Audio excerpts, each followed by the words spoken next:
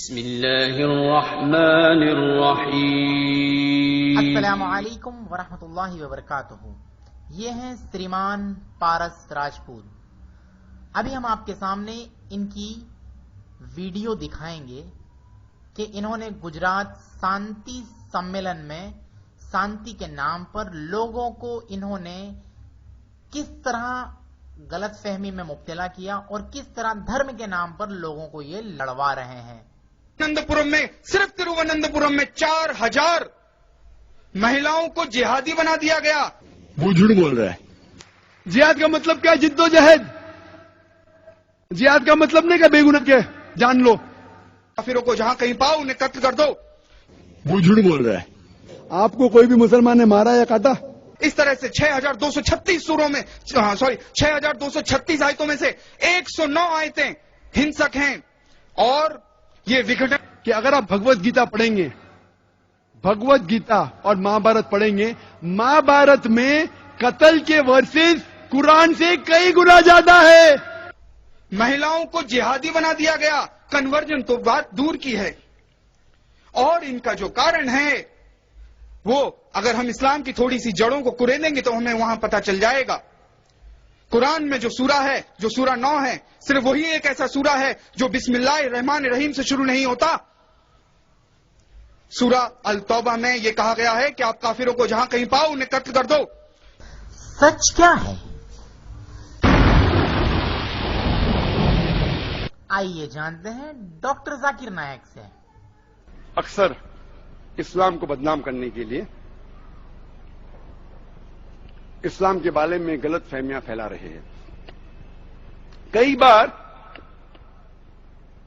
یہ لوگ قرآن کا حوالہ دے کے لوگ کو بہکانے کی کوشش کرتے ہیں، اور عام طور پہ جو کرٹکس آف اسلام ہیں، جو اسلام کے خلاف لکھتے ہیں، وہ ایک مشہور آیت کو پیش کرتے ہیں، حوالہ دیتے ہیں بتانے کے لیے کہ اسلام دہشت گردی کا مذہب ہے، اور وہ کوٹ کرتے سورہ توبہ سورہ نمبر 9 آیت نمبر 5، اور کہتے ہیں کہ قرآن مجید میں لکھا ہے کہ جب بھی آپ کافر کو دیکھو، مطلب غیر مسلم، مطلب ہندو، اس کا قتل کرو۔ اکثر جو کرٹکس آف اسلام ہے، جو اسلام کے خلاف لکھتے ہیں، وہ ایک آیت کا حوالہ دیتے قرآن مجید کا، جس میں لکھا ہے کہ جب بھی آپ کافر کو دیکھو اس کا قتل کرو۔ کہنا چاہتے کہ مسلمانوں کو قرآن کہتا ہے کہ قاتل کو دیکھ کے قتل کرو، اور جب آپ قرآن مجید کھولیں گے سورہ توبہ سورہ نمبر 9 آیت نمبر 5، اس کا ترجمہ پڑھیں گے تو برابر ہے، اس میں لکھا ہے قرآن مجید میں جب بھی آپ کافر کو دیکھو اس کا قتل کرو، لیکن یہ پس منظر کے خلاف ہے، آؤٹ آف کانٹیکس ہے۔ پس منظر جاننا چاہتے تو سورہ توبہ سورہ نمبر 9 آیت نمبر 1 سے شروع کرو۔ اس میں لکھا ہے کہ مسلمان اور مکہ کے مشرکین کے بیچ ایک معاہدہ تھا، ایک پیس ٹریٹی تھی، ایک امن کا معاہدہ تھا، سلامتی کا معاہدہ تھا، اور یہ معاہدہ، یہ پیس ٹریٹی ایک طرفہ مکہ کے مشرکین نے توڑ دیا تھا۔ اس وقت اللہ سبحانہ و تعالیٰ سورہ توبہ سورہ نمبر 9 آیت نمبر 5 میں کہتے کہ آپ کو 4 مہینے کا وقت دیا جاتا ہے، اب سدھر جاؤ ورنہ اعلان جنگ۔ اور پھر سورہ توبہ سورہ نمبر 9 آیت نمبر 5 میں جنگ کے میدان میں اللہ تعالیٰ فرماتے ہیں کہ جنگ کے میدان میں جب کافر، جب دشمن آئیں گے آپ ان کا قتل کرو۔ اس کا مطلب کہ جب دشمن جنگ کے میدان میں آپ سے لڑنے کے آ رہے تو ڈرو مت۔ ہمت افزائی کے لیے اللہ تعالیٰ فرماتے ہیں کہ جنگ کے میدان میں ڈرو مت، ان کا سامنا کرو، ان کا قتل کرو۔ مثال کے طور پہ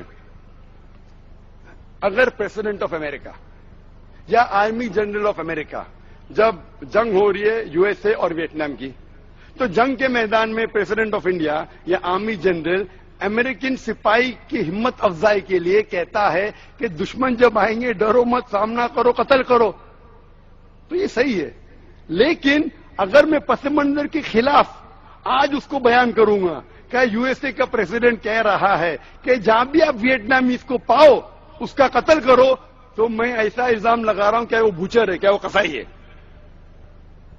لیکن پس منظر میں صحیح ہے. جب جنگ کے میدان میں دشمن جنگ کے لیے آتے ہیں میدان جنگ میں تو ہمت افزائی کے لیے سپاہ سالار یا پریزیڈنٹ بالکل یہ کہیں گا کہ ڈرو مت لڑو. تو اسی طریقے سے یہ آیت ایک جنگ کے میدان میں کہی گئی ہے کہ جب دشمن آتے ہیں ڈرو مت, آپ کا قتل کرنے آ رہے ڈرو مت, آپ ان کا قتل کرو. اور ایک وہی مشہور رائٹر ہے جو اسلام کے خلاف لکھتا ہے, اس کا نام ارون شوری ہے. کئی کتابیں لکھا ہے اسلام کے خلاف. ایک کتاب لکھا ہے ورلڈ آف فتواز, اور ورلڈ آف فتواز میں یہ وہی آیت کو کوٹ کرتا ہے, سورہ توبہ سورہ نمبر 9 آیت نمبر 5, اور دکھاتا ہے کہ مسلمانوں قرآن میں لکھا ہے مسلمان کو قتل کرنا چاہیے کافر لوگ کا. اور آیت نمبر 5 سے جمپ مارتا ہے, فوراً جاتا ہے آیت نمبر 7 پر. کیوں 5 سے 7 پہ کیوں جاتا؟ 5 اور 7 کے بیچ میں آیت نمبر 6 کو بھول جاتا ہے. کیوں؟ کیونکہ 6 میں اس کے بیماری کی جواب ہے, اس کے بیماری کا جواب ہے.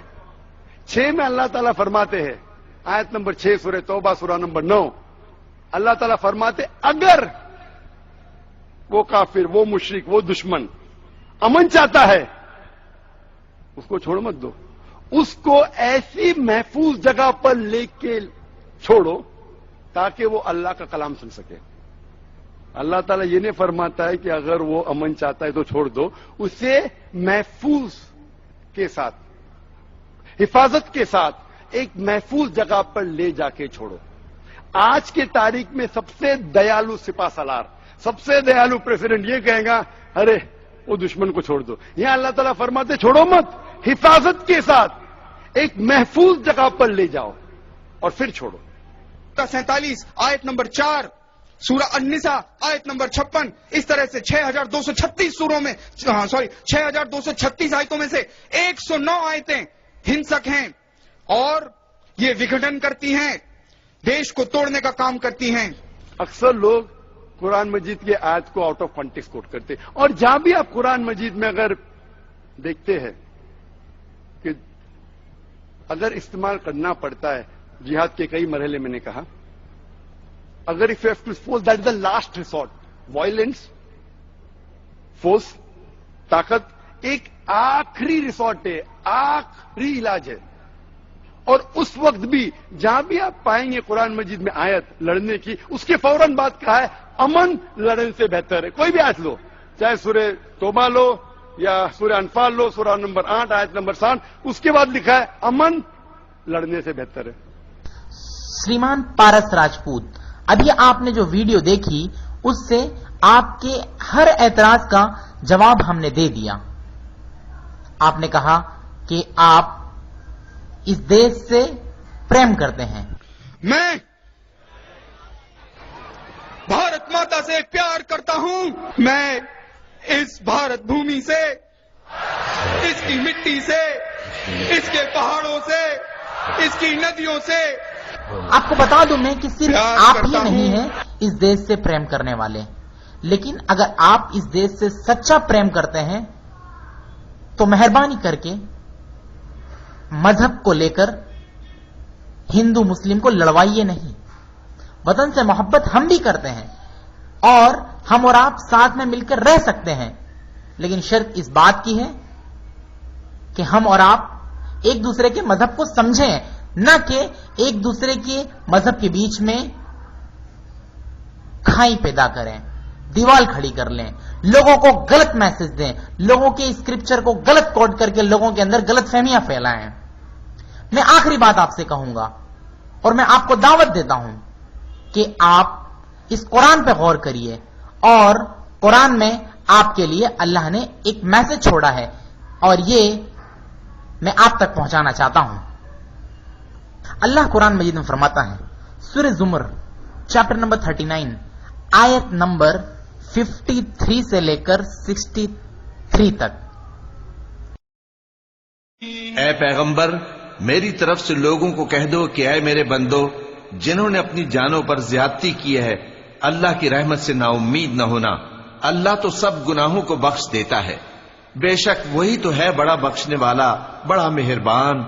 और इससे पहले कि तुम पर अजाब आ वाक़ हो, अपने परवरदिगार की तरफ रुजू करो और उसके फर्माबरदार हो जाओ, वरना बाद में तुमको मदद नहीं मिलेगी. اور اس سے پہلے کہ تم پر ناگہاں عذاب آ جائے اور تم کو خبر بھی نہ ہو اس نہایت اچھی کتاب کی جو تمہارے پروردگار کی طرف سے تمہاری جانب نازل ہوئی ہے پیروی کرو. ایسا نہ ہو کہ اس وقت کوئی شخص کہنے لگے کہ ہائے اس کوتاہی پر افسوس ہے جو میں نے اللہ کا حق ماننے میں کی اور میں تو ہنسی ہی کرتا رہا، یا یہ کہنے لگے کہ اگر اللہ مجھ کو ہدایت دیتا تو میں بھی پرہیزگاروں میں ہوتا، یا جب عذاب دیکھ لے تو کہنے لگے کہ اگر مجھے پھر ایک دفعہ دنیا میں جانا ہو تو میں نیکوکاروں میں ہو جاؤں. ارشاد ہوگا کیوں نہیں، میری آیتیں تیرے پاس پہنچ گئی تھی مگر تو نے ان کو جھٹلایا اور شیخی میں آ گیا اور تو کافر بن گیا. اور اے مخاطب، جن لوگوں نے اللہ پر جھوٹ بولا تم قیامت کے دن دیکھو گے کہ ان کے چہرے سیاہ ہو رہے ہوں گے. کیا تکبر کرنے والوں کا ٹھکانہ دوزخ میں نہیں ہے؟ اور جو پرہیزگار ہیں ان کی کامیابی کے سبب اللہ ان کو نجات دے گا، نہ تو ان کو کوئی تکلیف پہنچے گی اور نہ وہ غمناک ہوں گے. اللہ ہی ہر چیز کا پیدا کرنے والا ہے اور وہی ہر چیز کا نگراں ہے. اسی کے پاس آسمانوں اور زمین کی کنجیاں ہیں، اور جنہوں نے اللہ کی آیتوں سے کفر کیا وہی نقصان اٹھانے والے ہیں. دعوت و ہدایت کی ایک ہنسی شفق لے کر میرے مصطفیٰ